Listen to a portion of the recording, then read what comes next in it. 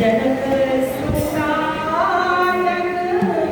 जननी जानकी अतिशय प्रिय करुणा निधान की गाते युगपद कमल मनाम जासु विसाने पदपति भाव सीताराम चरणति मोरे अनुदिन बड़ाहु अनुग्रह तोरे कारवार वरदानो हर्षियो चित्रण पद सरोज मन मायरे भक्ति सदा सत्संग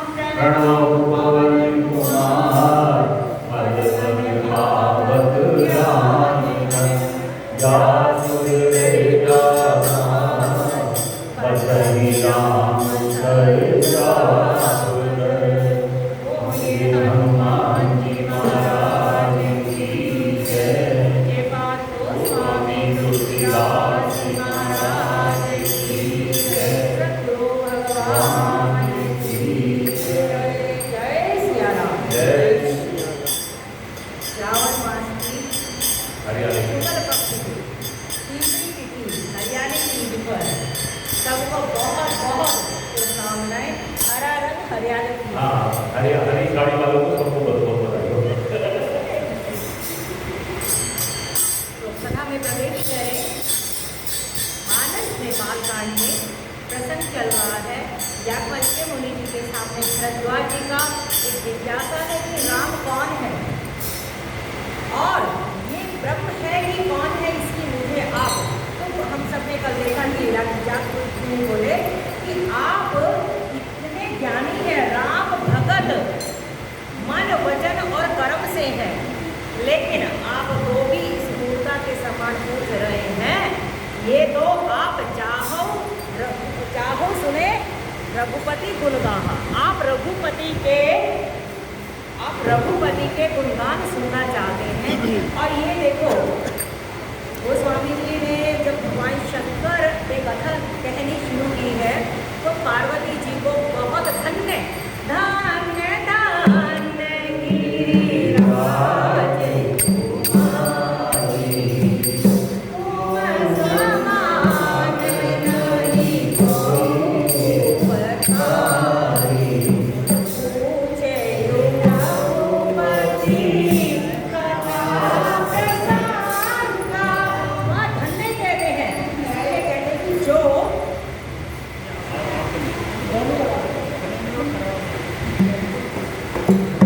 कथा कराने में निमित्त बनते हैं वो बहुत धन्य के पात्र होते हैं। यानी कि यहाँ भरद्वाज जी ने जो जिज्ञासा की है और तब याज्ञवल्क्य मुनि के मुख से जो प्रभु की चरित्र की कथा निकली है, ऐसे जो लोग हैं वो सब धन्य हैं। और वो स्वामी जी यहाँ कहते हैं कि भरद्वाज जी को याज्ञवल्क्य मुनि कहते कि मैं कुछ नहीं कह पा, ऐसे ही संशय कीन भगवान। जैसे संशय आपको हुआ भरद्वाज जी, ऐसे ही संशय जो था पार्वती सती को भी हमने हुआ था। वो संवाद उमा महेश्वर संवाद मैं अब उनसे कहने जा रहा हूँ। तो यहाँ पर कहते कथा हो सो मति अनुहार, अब उमा सांपु संवाद भयउ समय जय धेनु जय सिंधु मुनि विरति दिशा।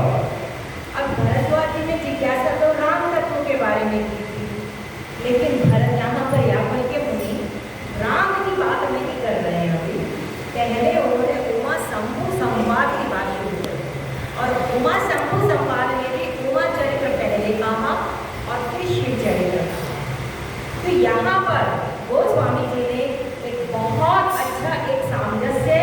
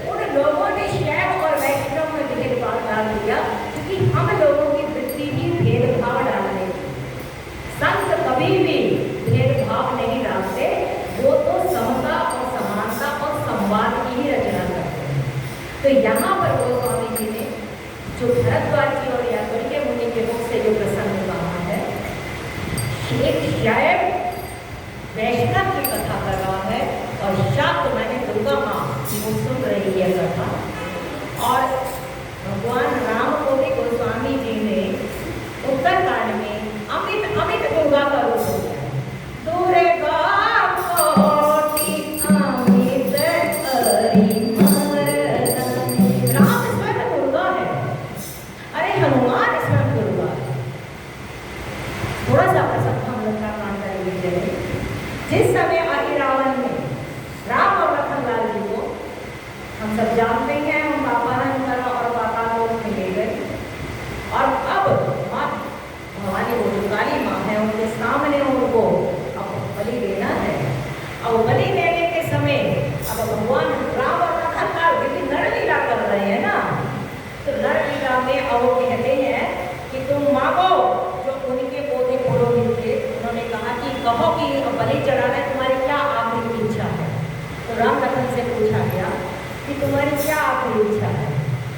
तो उन्होंने कहा आखिरी इच्छा, हम मन में सोचा मतलब क्या बोले, हमारे तो संकट में हनुमान छुड़ावे, एक हनुमान है, अगर वो आ जाए तो अच्छा, और नहीं तो हम क्या कर सकते हैं। ऐसा प्रभु ने अंदर हृदय विचारा, अंदर ही अपने मन में विचारा है, और प्रभु को तो विचार करने की जरूरत, हनुमंतलाल जी तो सेवा में है। तो कहते हैं कि उसी समय हनुमंतलाल जी पहुंच गए उस द्वार पे, और वहां पर जो विलाट रक्षक, उसका नाम था ध्वजा, उसने पूछा आप कौन हैं? बोले मैं हनुमान का बेटा हूँ। अरे मैं अखंड ब्रह्मचारी, मेरा बेटा कहाँ से आ गया? तो बाद में बात निकली कि ये हनुमान जी एक बार जा रहे थे, जो उनके पसीने से जो ऊब हुई, इससे उसका एक मकड़ी ने गिर गया, उसी से उनका जन्म हुआ है।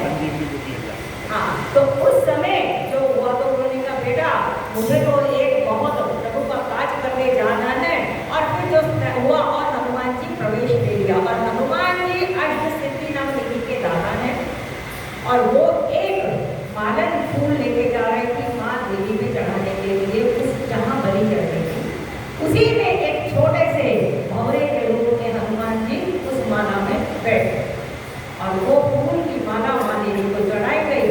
और जब ये पूछा गया कि तुम्हारी आखिरी इच्छा क्या है, तो वो उस समय हनुमान जी घूंघट डाल के सामने बैठे, लेकिन प्रभु ने जैसे ही आँख उठाकर देखा तो देखा कि ये तो साक्षात हनुमान जी बैठे हैं दुर्गा के निगाहों में, आंखों ही आंखों में बात हो गई, रहे दोनों खामोश और मुलाकात हो गई।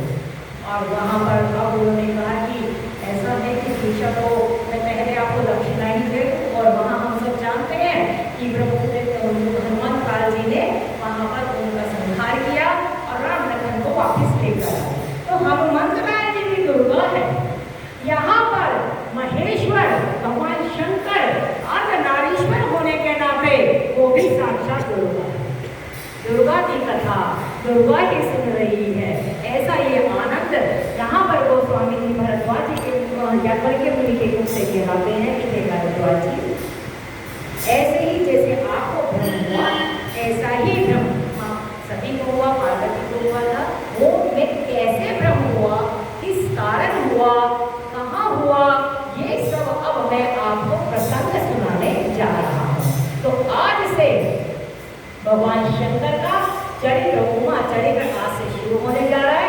एक बार जयकारा लगा दे, नमः पार्वती पतये हरे हरे महादेव।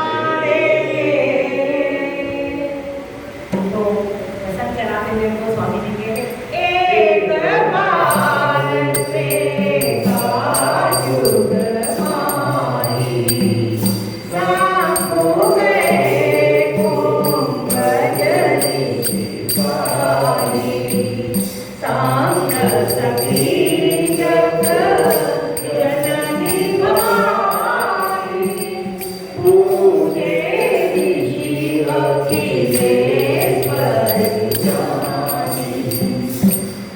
जब भी गोस्वामी जी कोई महत्वपूर्ण प्रसंग उठाना चाहते हैं तो उसके लिए एक बार जरूर बोलते हैं। वंस अपॉन ए टाइम जैसे इंग्लिश में बोला जाता है, ऐसे ही गोस्वामी जी अब शुरू करें एक बार।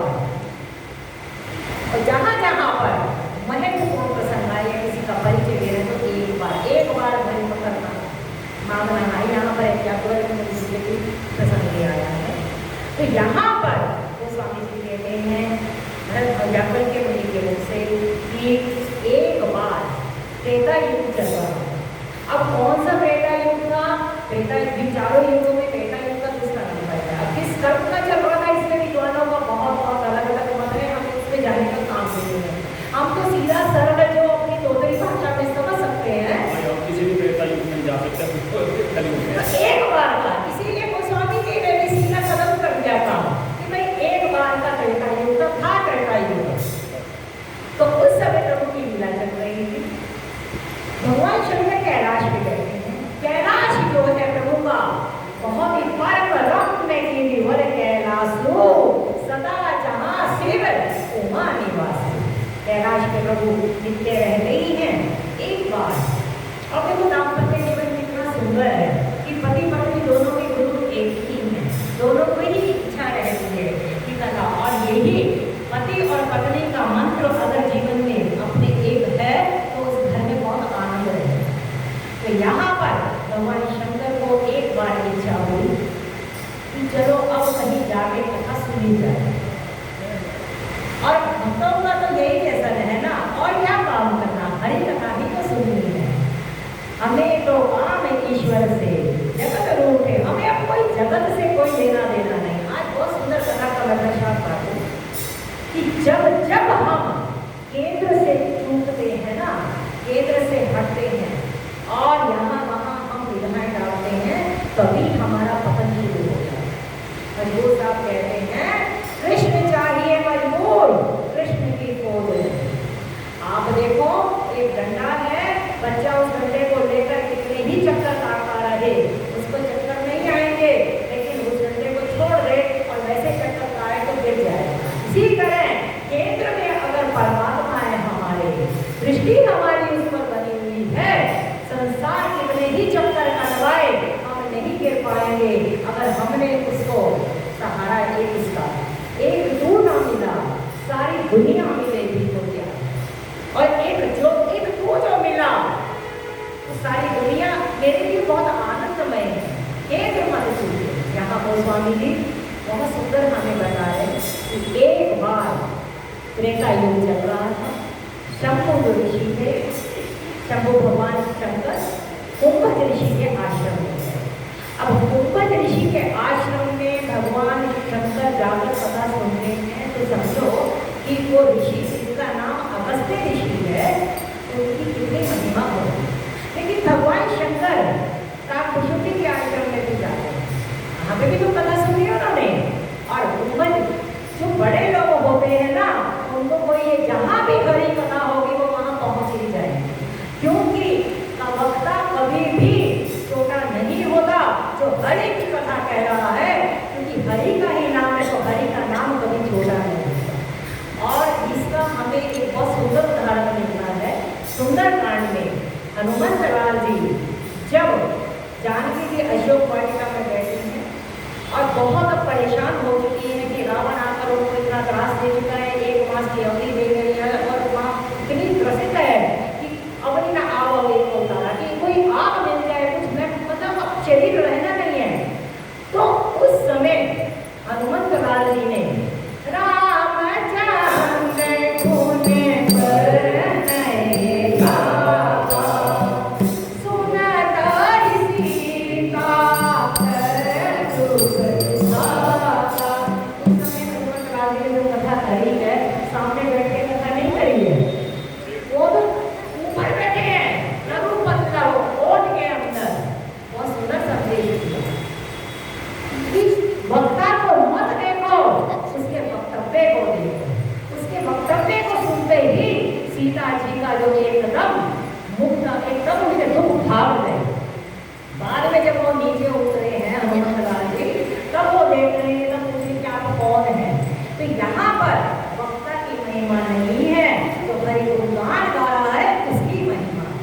कुंभज ऋषि जिनका घड़े से जन्म हुआ है, अगस्त्य ऋषि हैं, उनके पास भगवान शंकर पहुंचे हैं कथा सुनने के लिए। भगवान राम की अगस्त्य संहिता भी है, अगस्त्य रामायण भी है, और बहुत बड़े ऋषि हैं वो भी। और गोस्वामी जी कहते हैं कि जब जाने लगे हैं तो सब सो गए, कुंभज ऋषि पाया, शंभु का नाम आया है। अब फिर अगली ही पंक्ति में थोड़ा सा क्लैरिफाई करते हैं क्या संत संग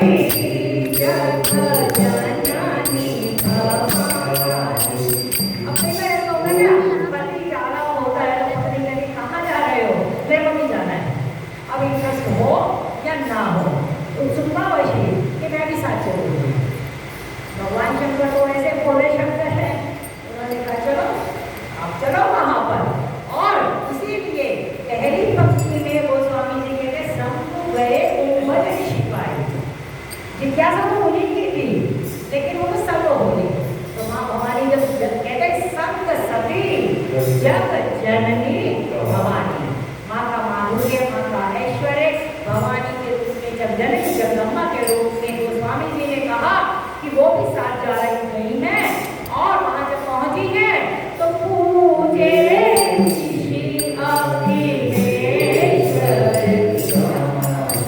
जैसे ही भगवान शंकर सती के साथ पहुंचे हैं और एकदम कुंभ ऋषि ने उनका स्वागत किया है, और जो कि महेश्वर है और भवानी के साथ आए हैं तो उनको अखिलेश्वर की अखिल विश्व के एक ईश्वर है उनको जानकर उनका सम्मान किया। और ये देखो ये सम्मान यहाँ तो भगवान शंकर पहुंचे हैं, लेकिन जिस समय गरुड़ भी आए हैं तो आप खुशी जी ने उनका भी सम्मान किया। इसीलिए कहा जाता है कि श्रोता ही बड़ा होता है, वक्ता बड़ा नहीं होता। वक्ता का ये बिल्कुल वो बनता है जिम्मेदारी कि वो श्रोताओं को संपूर्ण आदर दे, सम्मान करे, क्योंकि श्रोता वक्ता ज्ञान निधि। अरे ये तो ये गावही चरित्र संभारे, उनको तो रखवारा बोला गया है, और श्रोताओं को तो कितनी महिमा कही है गोस्वामी जी ने। तो यहाँ पर कुंभ ऋषि ने भगवान शंकर की और माँ सती की पूजन किया। अब कई बार क्या होता है कि अगर थोड़ा ज़्यादा सम्मान मिल जाता है तो कई बार जो है व्यक्ति उस में थोड़ा चढ़ जाता है। वो स्वामी जी कहते हैं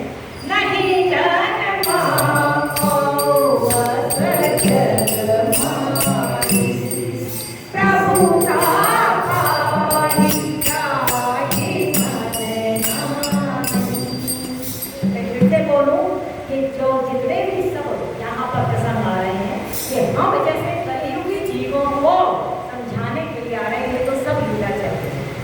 तो वहाँ पर जब उनको सम्मान मिला और कथा शुरू हुई तो गोस्वामी जी कहते हैं कि राम कथा सुनी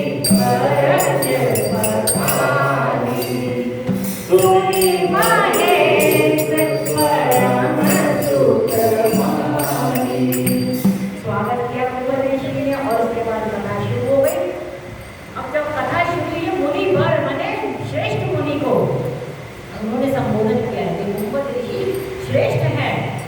जब कथा कह रही है तो श्रोताओं की लिस्ट में महेश का ही नाम रखा है। गोस्वामी जी ने माँ सती जगजननी भवानी का नाम श्रोता की लिस्ट से काट दिया गया।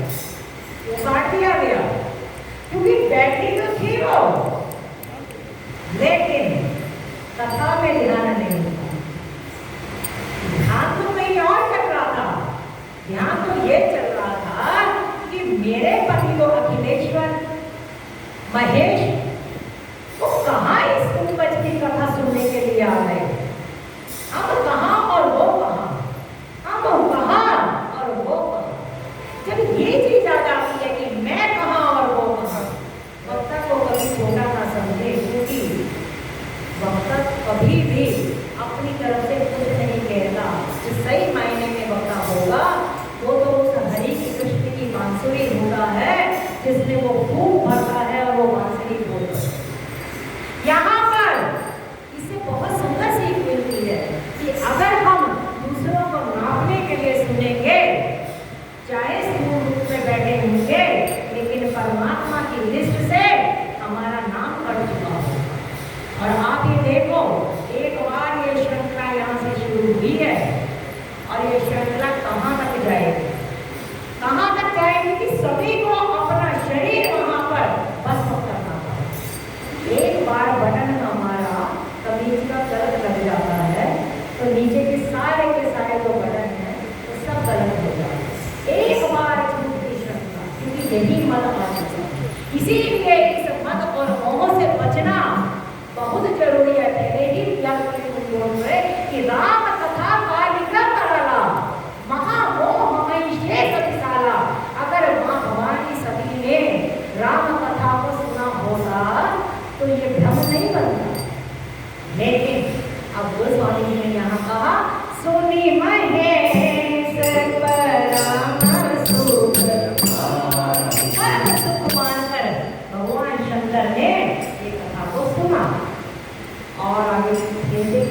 कथा पूरी हो गई तो ऋषि पूछी हरि भक्ति सुहाई, कहि साधु अधिकारी पाई। अब कथा सुनी है तो कुछ तो देना ही पड़ेगा। इनका क्या दे तो कुंभज ऋषि ने क्या मांगा है? मांगने जैसी चीज हमें शास्त्र सिखाता है। मांगने जैसी चीज उन्होंने कुछ पैसा नहीं मांगा, उन्होंने हरि की भक्ति मांगी। आप अरण्य कांड में दो ही लोगों ने यहाँ भक्ति मांगी। वैसे तो अरण्य कांड में काफी भगवान शंकर ने भी क्या मांगा? बार बार वर मांगा, हर्ष देव श्री राम पद सरोज मन पायनी भक्ति सदा सत्संग। सत्संग नहीं, सदा सत्संग। जो भजे हरि को सदा वो ही परम पद पाएगा, वो ही परम पद पाएगा। सदा भजना पड़ेगा, क्योंकि सदा जब तक हम निरंतर नहीं करेंगे, तभी तो गोस्वामी जी कहते हैं कि काम ही नारी पियारी तिनी लोभी प्रिय जिमि राम तिनी रघुनाथ निरंतर। निरंतर धारा ढूंढनी नहीं चाहिए, जैसे ही धारा ढूंढेगी तैसे ही माया आकर हमें कपड़े लपेटेंगे मिलेंगे। इसीलिए केंद्र में हर समय सदा जो सावधान रहेगा, साधन की एक परिभाषा है, जो सतत सावधान रहे वही साधन है।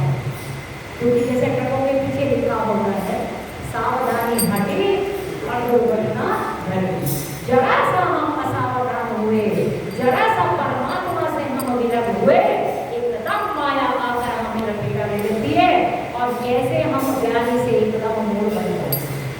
और गोस्वामी जी यहाँ प्रसंग बताते हुए कहते हैं कि उस समय भगवान शंकर ने उनको हरि की भक्ति का सदुपदेश दिया। यहाँ पर अगस्त्य मुनि ने अरण्य कांड में भी क्या मांगा है? अविरल भक्ति विरति सत्संगा। अविरल भक्ति, विरति और सत्संग। अविरल सत्संग मांगा है, प्रभु हमारा सत्संग ना छूटे, क्योंकि सत्संग एक ऐसा है, सत्संग है मानस सरोवर, सत्संग है मानस सरोवर, सुखों की खान बंदे सत्संग से ही मिलते हैं, सचमुच भगवान बंदे, सचमुच भगवान बंदे। अपना ना छूटे, बाकी सब घटना अपने आप को अपने आप संभाल लेंगे। तो वहाँ क्या मांगते हैं? अविरल भक्ति विरति सत्संगा, चरण सरोवर प्रीति अभंगा। हे प्रभु, आपके चरण की प्रीति अभंग मैंने बिना कोई टूटे हुए आपके चरणों में ये प्रीति कर दी। ऐसी भक्ति भागवत में नवधा भक्ति बताई गई है।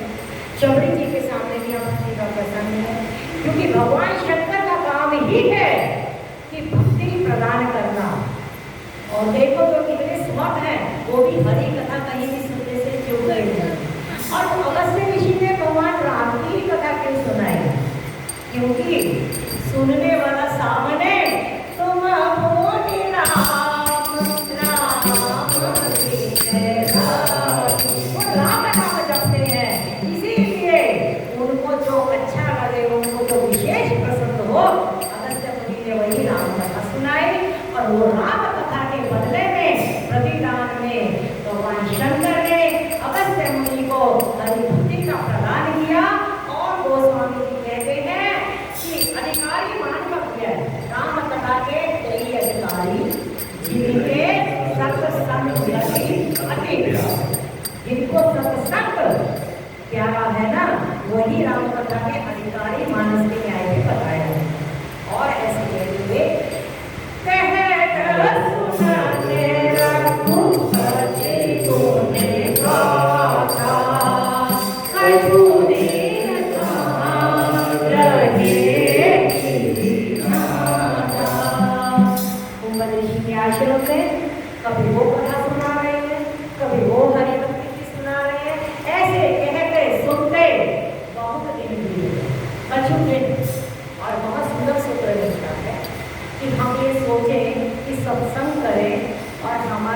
संशय सब नष्ट हो जाए या आनंद मिल जाए, ऐसा नहीं है। जब बहुकाल कर ये सत्संगा तभी होई सब संशय भंगा। बहुकाल करना पड़ता है। वैसे ही यहाँ पर भगवान शंकर भी कुछ काल वहाँ पर आश्रम में रहे पूर्वज ऋषि के। और गिरिनाथ का मतलब है गिरी जैसे अचल रहता है, ऐसे ही धैर्य से अचलता से उस आश्रम में ऐसे ही संवाद हरि कथा चलती रही। और फिर एक दिन मुनि सान पीता मांगे से पुरारी, चले भवन संग करते तुम्हारी। अब पहले तो संग सती जब जननी भवानी जा रही थी, अब आते समय अब दक्ष कुमारी पहले तो पति के साथ जा रही थी, पति का भवानी सती और जब जननी का नाम था। और अब वो शिव से संबंध टूट चुका है। अब दक्ष कुमारी मैंने पिता के संबंध से यह संबोधित किया है। क्यों? क्योंकि भगवान शंकर समझ चुके हैं। उन्होंने जो रास्ते में ही क्या पति पत्नी का जो एक संबंध है वो रास्ते में, बल्कि माँ पूछा है सती ने, प्रभु क्या हुआ? और उसकी बहुत सुंदर आदि आगे तो प्रसंग चलेगा कि दाम्पत्य जीवन कैसा होना चाहिए। खटपट तो परिवारों में चलती है आपस में पति पत्नी में, लेकिन कैसे भगवान शंकर ने संभाला है स्थिति को, बहुत सुंदर प्रसंग है। और हमें जैसे पारिवारिक लोगों के लिए ये बहुत प्रेरणादायक है। भगवान शंकर ने समझ लिया कि अब आगे जो है ना दक्ष का ही होना है यज्ञ, और ये अब वहीं जाकर ही सब कार्यक्रम होने हैं। इसीलिए दक्ष का भी यहाँ पर नाम आया दक्ष कुमारी कि अब ये पत्नी तो नहीं रहेगी, अब तो ये दक्ष की बेटी है। क्योंकि जब मन नहीं मिलता है ना तो फिर कहते मतभेद हो जाए कोई प्रॉब्लम नहीं है, मतभेद नहीं होना चाहिए। जहाँ मतभेद हो जाते हैं वहाँ घटना बहुत गलत बन जाती है।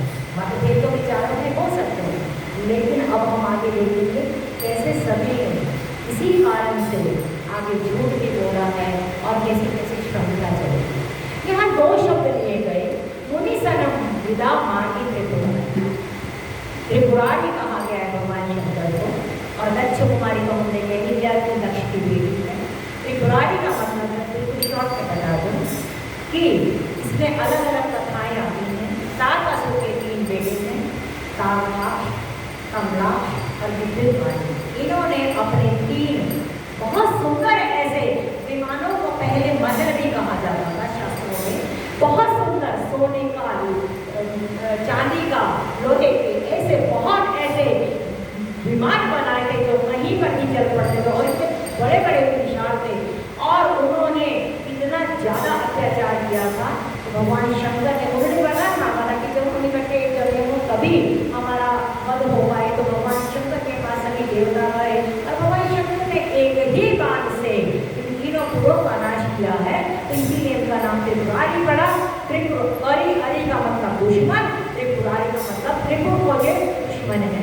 तो यहाँ भगवान शंकर ने जैसे अधर्म का त्याग किया है, नाश किया है, ऐसे ही क्योंकि समझ चुके थे कि राम कथा न सुनकर यहाँ पार्वती ने बहुत बड़ा अपराध किया है, इसीलिए उन्होंने मन ही मन इसको त्याग दिया। और गोस्वामी जी कहते हैं उस समय त्रेता युग में अरण्य कांड की लीला चल रही थी और प्रभु वहाँ आश्रम से कैलाश की तरफ जा रहे हैं तो बीच में दंडक मन पड़ता है। कहीं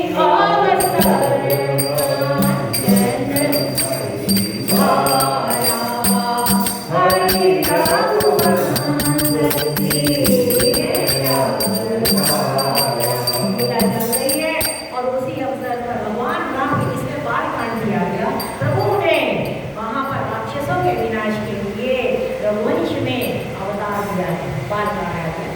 पिता वचन तजी राज उदासी, नाटक वचन की चलते अभिनाशी। पिता वचन तजी राज उदासी अयोध्या का है कि पिता के वचन को मानते हुए का वचन सत्य पालन करते हुए उन्होंने तापस देश विशेष उदासी वन की तरफ चल पड़े और दंडक वन बीच रस अभिनाशी। दंडक वन में अरण्य कांड का प्रसंग आ गया। 3 कांड की यहाँ चर्चा की गई है। उस समय प्रभु लीला के क्षेत्र में दंडक वन में सीता हरी जा चुकी है और रघुराम और लखन दोनों ही नाट्य विरह में विलाप करते हुए प्रलाप करते हुए घूमते जा रहे हैं। ये भी प्रभु की लीला है। और गोस्वामी जी कहते हैं हृदय विचार जात कर यही भी लीला है। ये फल है कथा। कथा सुने हम और कथा सुनने के बाद हम सोचे हमारी फैक्ट्री चले, हमारे बच्चों का ये हो जाए, ये नहीं। भगवान शंकर बताते हैं कथा सुनने के बाद मन में ये जिज्ञासा होनी चाहिए, यही भी दर्शन हो। हे प्रभु मुझे ढूंढता हूँ, मेरी कथा भी सुनी, अब तू कहाँ मेरे को कहीं तो दिख जाओ। जरा सामने तो आओ चलिए, छुप छुप चिल्लाते जाती है, तुम छुप ना सकोगे परमात्मा, तेरी आत्मा सीधे आ गए हैं। कथा सुनकर आए हैं, भगवान शंकर के हृदय में जिज्ञासा